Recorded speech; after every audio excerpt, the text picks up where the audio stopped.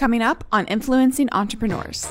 A lot of times I see a lot of young people thinking about entrepreneurship because they can't think of anything else, when in reality, they should just be learning as much as they can.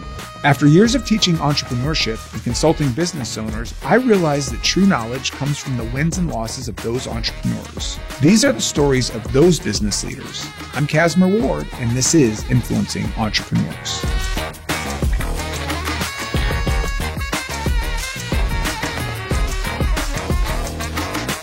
Well, today we're here with Rick Elias of Red Ventures. I appreciate you being here today, Rick. I appreciate you being here. So let's start. Where did your entrepreneurial journey begin? What is really interesting, I think entrepreneurship was probably my grandfather's bloodline. It skipped my dad, and then probably got passed on to me through that. Since I was a little kid, I've always found it fascinating to dream about what would my business be one day. And since very young, I did what a lot of entrepreneurs do. I sold candy in school. I had my newspaper route. I painted houses. I hustled. And I developed a love for kind of putting hard work into creating value and then getting paid for it. So do you make a conscious decision once you enter into your late teen, early adulthood that you say entrepreneurship is the way to go? Because, growing up for me, entrepreneurship wasn't really even much of a word, maybe even a bad word. It was where the unemployed went, was entrepreneurship, until people realized the value of it. Did you make a conscious decision, or did you start an industry? Kind of both. We are such a product of our upbringing. So while my father became a doctor, and he always talked about you got to own your own shingle. And if you're a lawyer, a doctor, which is what he would have preferred me to be, just like my siblings, it really was about having your own shingle, and he calls it being the owner of the fruit cart. And so I think that in its mind was the independence, less about the entrepreneurship part of it. Quite frankly, I wasn't as bright as my siblings, and we would sit around the table, and I'm like, I better find another lane. As a kid, it was humor. As a teenager, was athletics, and then as an adult was kind of picking a different path. So you don't choose humor as your path or athletics as your path? No, I build on them. You build on them. You'll see. We'll get going. They're tools. But what does the path become? To me, I was just seeking. I wouldn't call it entrepreneurship. I really ultimately felt like I wanted to have an independent lifestyle. And to me, that's what entrepreneurship represented. I couldn't put the words to it. And that became being self-sufficient with my own money very young, all the way through ultimately kind of the good luck that we've had at Red Ventures has come out of that journey of seeking independence. But, if from a very unique perspective, my grandfather had immigrated from Lebanon to Puerto Rico. And long story short, they got kicked out of a ship that had an epidemic, and my grandfather was, I think, 4 years old. He got sent back to Lebanon. He was raised there, came back as a young adult, and started a bunch of businesses. None of them worked. I never met my grandpa. I know the myth of my grandpa. And that myth, though, it's romantic. Like, started a bunch of businesses. Sure, exactly. Yeah. Well, in eventually what happened, he became very successful. He was a very, very wealthy, successful entrepreneur in Puerto Rico. He imported potatoes and tomatoes from New Jersey and kind of controlled the market and did really well. And then in his late 50s, early 60s, he got Alzheimer's. And a little thing they found out is he wasn't paying all of his taxes. So they lost all their fortune. They went from being one of the wealthiest families in Puerto Rico to one of the poorest, literally overnight. Right. And I think that really affected, rightly so, my dad and his siblings and all of that. But I always heard this story as a kid, and my grandfather is still held in high regard. But I always wonder, why didn't you pay your taxes? Right. And I think in the back of my mind, I probably wanted to try to do what he did, but do it the right way.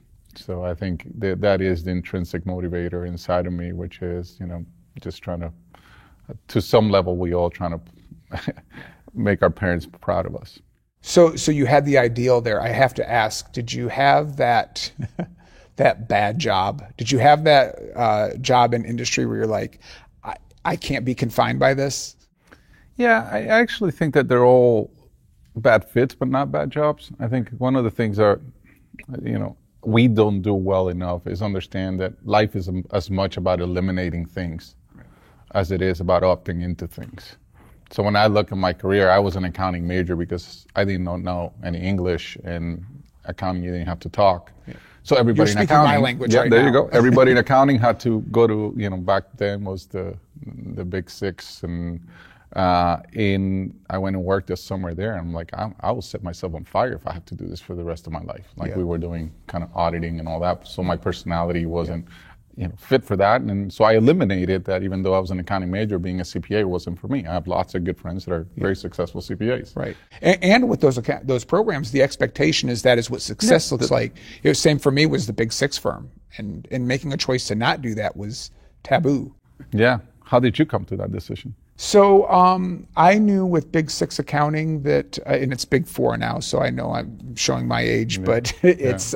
You're younger than me, though. You choose a path of audit or tax. Mm-hmm. And I kind of liked and disliked both of them. So I was, I knew at 21, 22, I couldn't make a career choice forever. Right. And from there, I was like, that's how I ended up at the bank. And it was a program that said, you get to... a different year, we're going to move you to a different department. And I was like, entrepreneurial, looking at it into the way I live my life today is I like to do a little bit of everything. Yeah. And I've always kind of built from there. Yeah, that's pretty cool.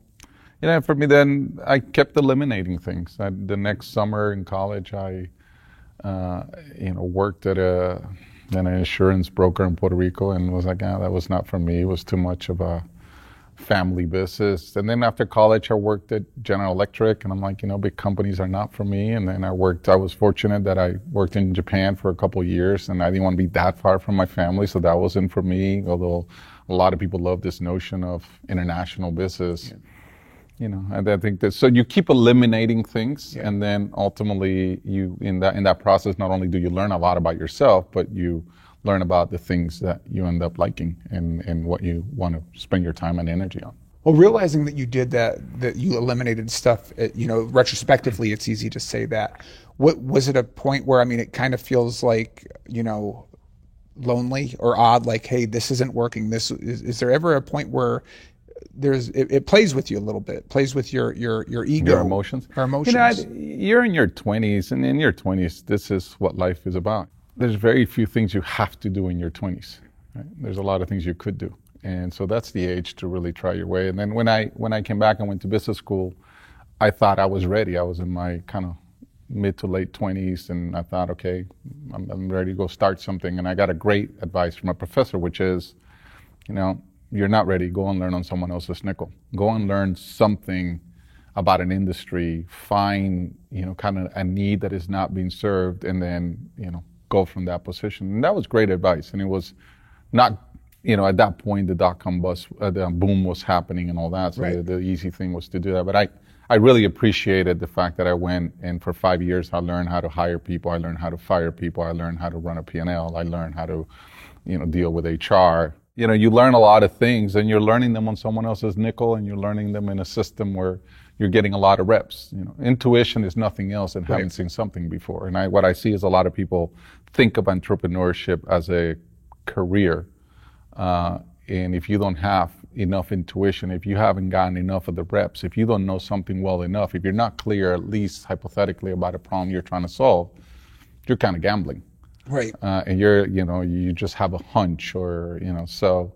It's almost a philosophy or a religion at some point. Yeah, and a lot of times I see a lot of young people thinking about entrepreneurship because they can't think of anything else. When in reality, they should just be learning as much as they can. They should be finding environments where, the company does stuff that is interesting in an industry that is forward-leaning, on a culture that they will fit in, and hopefully growing so that they get opportunities ahead of their time. And then eventually you'll figure out what is it that kind of appeals to you, and do you see a problem that is not being solved, and can you make a run at it? Well, and it's hard because in today's climate right now, entrepreneurship is kind of like, it's got a spotlight on it. It's like a celebrity in and of itself, and there's too many examples of the people that made an overnight success story, and not the stories of those that struggled along the way. Yeah, the vast majority did not. And by the way, I think that was the story of yesterday. If you and I are sitting here a year from now, starting a business is going to get a lot harder.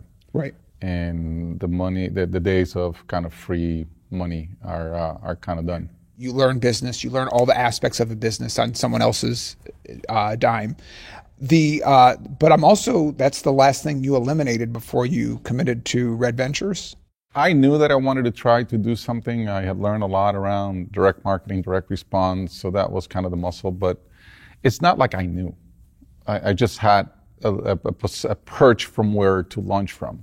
But what we set out to do in 2000 to what we ended up doing in 2005 to what we became in 2010 to what we grew into in 2015 to what we were in 2020 to what we will be in 2025, completely different. And I think when an entrepreneur comes to me, if I were to invest, which I do a lot less of just from a distraction standpoint, I really don't judge the business model or the business plan all that much. But so you were mentioning though that like as you talk to entrepreneurs, it is about the person. It's not how good their business plan is. It's not the presentation. The business plan is seldomly, if ever, the business that makes it. So if that's a statement that is true, which I believe is to be true, then why put so much weight in the business plan itself? You want to make sure that there's a need that they're trying to address, but more importantly, does a team have the temperament to keep evolving and changing? And do they demonstrate the humility to accept the kind of feedback the market is going to give them and not get too wedded to the original idea? So I think that's it's a little bit, and that comes with experience. If you've never done something, you have a business plan, you get married to the business plan, and it's almost guaranteed failure if that's the only thing you try. So what opportunity did you see that started Red Ventures? Looking back, it was a terrible idea. It was really... What was that idea? No, it was just, at the time there were all these internet companies that were overpriced. Sounds familiar? Yeah. So it's the first vintage of what's going on now. A lot of people think that what you're seeing today is reminiscent of early 2000. The difference is that there's plenty of businesses now making real money. Back then, there was no money. It was again ideal, like, oh, this is where the world's going. Yeah. Money will come later, and it didn't. And it didn't. So we thought that those big online brands that have raised all that capital will need offline marketing to really advertise themselves, because back then online advertising wasn't a thing. It was 98% of budgets were spending offline, and the best way to do it was to do traditional direct response marketing, not just advertising, which is a different. So that's what we were trying to do is, help the new online brands do offline advertising. The problem is by April, the internet imploded, or that version of it, and there was no customers and there was no money to spend. So we raised, a couple $1 million, bootstrap from friends, it was friends and family, like Dan and I put our own money. And by November, we had 110,000 left and no revenue. So. But that doesn't sound as much. Well, but even that doesn't sound as a bad idea, but just bad timing. I think it was both. Sometimes you can be both. It's like, looking back, you were trying to solve a problem that was not sustainable. Therefore, it's a bad idea. We caught maybe the best or the worst timing. Maybe if we would have been a year earlier, we would have gotten more momentum, but then that may have been worse. The fact is, our plane never took off. We literally stayed on the runway with we never took off. So you're able to survive the bust. Does the company change fundamentally? Oh yeah, no, we literally had to let go of everybody and everything and go back to the studs and say, okay, we made a commitment to our investors. A lot of them were our business school friends, and I wanted to go to my reunions, and it's like, we got to hustle back. I think taking someone's money is a big responsibility, and at least the way we see it, I see it. And actually, real quick, not a lot of people think that. People think you just go out and raise capital, or people think it's available. With the numerous investors I've spoke with, to say that taking somebody's money is a big responsibility, you're the first person that's actually come out to say that, because there's a weight to that. Yeah, I just think that depends what is it that you're building. If you're building a network of people that trust you, that you trust, if you're building, character and reputation in your firm, you got to do the right thing, right? And someone is giving you hard-earned money for you to do something with, believing in you. And I don't know what higher level of responsibility exists to that, at least from my point of view. But so we literally had, mind you, we were making $0. We were both starting our families. And we basically had a very bleak future. So we went back and started selling kind of consulting programs on direct marketing to big brands, Bell South, Duke Energy, a bunch of hire us here and there. And it gave us enough momentum to hire a few people again. And what we don't say a lot is we lost enough money in our first year in 2000 that it took us 2001, 2, and 3 to make up what we lost. So technically, we've been in business for 4 years, right? And we have made $0. Yeah, you're just net. Yeah, that's not a great story of success. Right. So a lot of people think, well, man, you guys kind of have an attitude of humility or a behavior of humility. Well, when you start the way we started, right? And I'm glad we did. That was probably one of the greatest gifts we got. Yeah, and a lot of people start the story of when you're already successful. They don't talk about 2000 to 2000. Yeah, but to me, that's very much part of the success. I think our challenges is what defines us, not the things we accomplish. I'll be honest. I could probably talk to you for 2 hours on your philosophy for raising capital versus what those first years are, but I've got a lot I'd really like to cover. Along the way, your perspective changes a little bit. You're involved with Miracle on the Hudson, life-changing, correct? Certainly, I highly recommend it. Right. So with I know you wrote your book, sharing that story, but what is it that you to this day walk away with that you're like, that thing happened and these things changed in my life, or this one thing changed in my life? Listen, we are not meant to have certainty of death, enough time to reflect upon life, and enough youth to come back and do it differently. So in that context, everything changed. So with that appreciation, is there, you've had time to reflect on that. You've continued your success. Is it something that's at top of mind? Is there, a golden rule from that or a golden lesson that came out of that? You even asked me early on, like, what is the lesson you learned from that? Yeah, Cass, the way I view this, and this is really kind of a Simon Sinek philosophy, there's no winning in life. Life is an infinite game. There's no winning in business. Yet we approach everything as a win or lose kind of thing. So the only goal of the game is to stay in the game, especially if you like the game.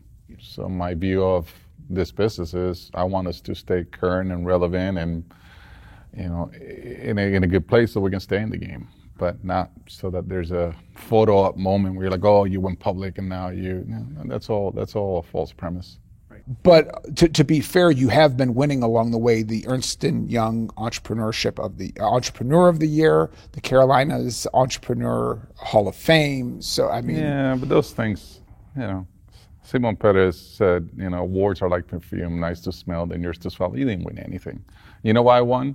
We have a group of people that come to work every day for a bigger purpose than themselves, and I am a part of that. That's winning. Awards are they're actually almost the beginning of the end. So the fact that I get up in the morning and I'm excited to come to work, the fact that I don't know if it's a Friday or a Monday, the only difference is how tired I am, that's winning. I have a different reason why I think you're winning. So when we reached out to you is based on all of that. Well, that's great, and I love having this conversation. Is the social aspects that true entrepreneurship on how they're giving back and the philanthropy they do, and that to me, with what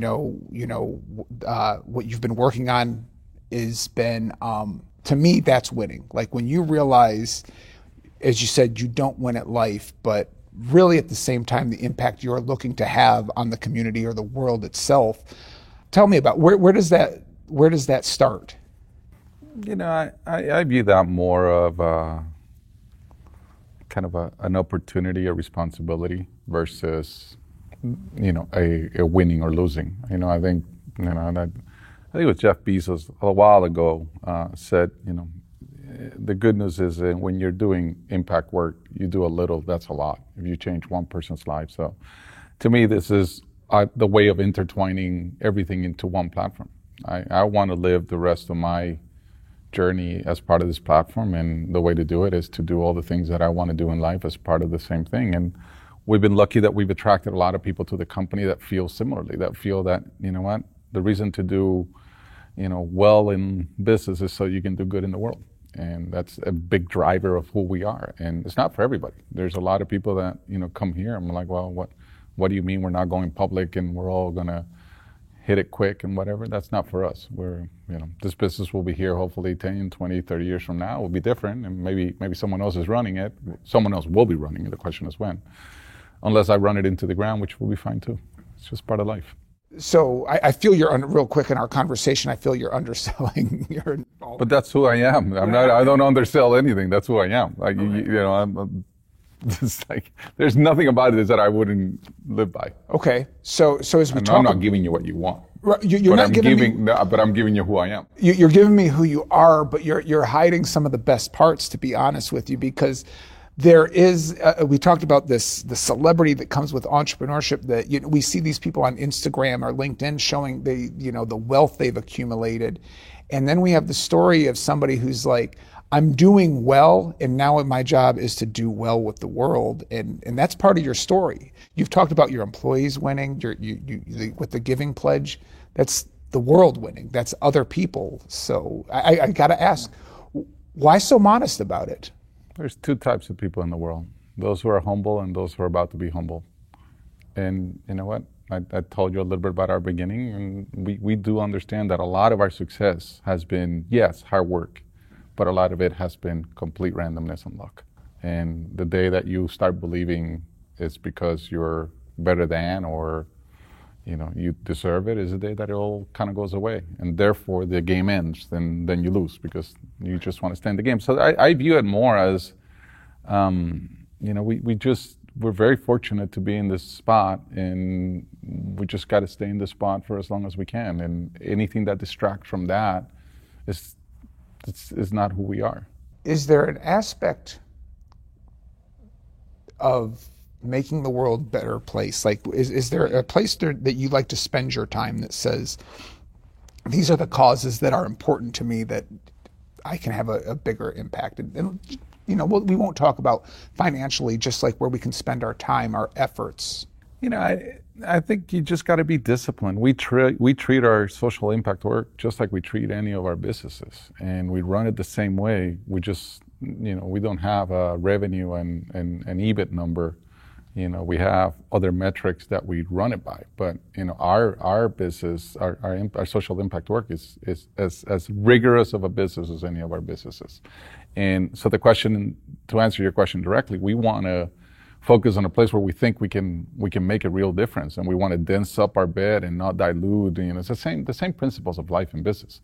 We just want to be able to kind of drive enough force and energy to specific things. We have picked, kind of this cohort of 16 to 24 underrepresented youth in our country. And we think that there's many ways to do that, and we're doing it, geographically centric, riding the rails of the system, collecting other, partners that want to be a part of it. But again, no pride of authorship. This is an organization that belongs to itself. And, this is all group on the road to hire, and, we're touching over 1,000 young adults in our community right now in a very meaningful way. But that's just, our responsibility, nothing else.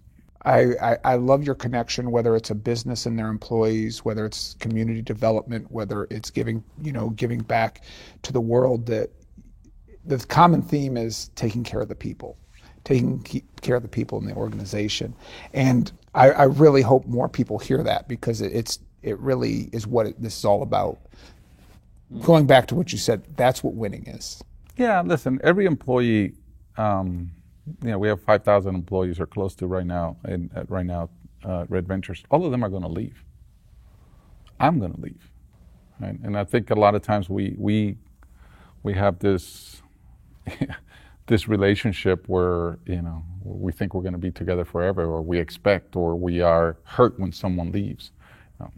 I really want people to stay here longer than they thought. I want them to develop more than they would have otherwise. I want them to look back at this chapter of their career as a very meaningful one. That's winning. Right? When someone can look back and say, you know what, this is the way you treat people. This is something I learned when I was at Red Ventures. We did something. Making a little bit more profit, having, becoming a little bit more famous, that's not winning. Right? So I think organizations have an opportunity to train the next generation of businesses and business leaders, not only in the technical aspects of running a business, which I think we do a very good job, but really in the broader responsibility of business. That's what drives us. I can't think of any better parting words than that. So thank you so much for your time. I appreciate you spending it with us. I really enjoyed it, and thanks for having me. Influencing Entrepreneurs is brought to you by the Entrepreneurs Organization of Charlotte and Spherical Media. Be sure to subscribe to our YouTube channel at youtube.com/nexteducation or visit casmarward.com.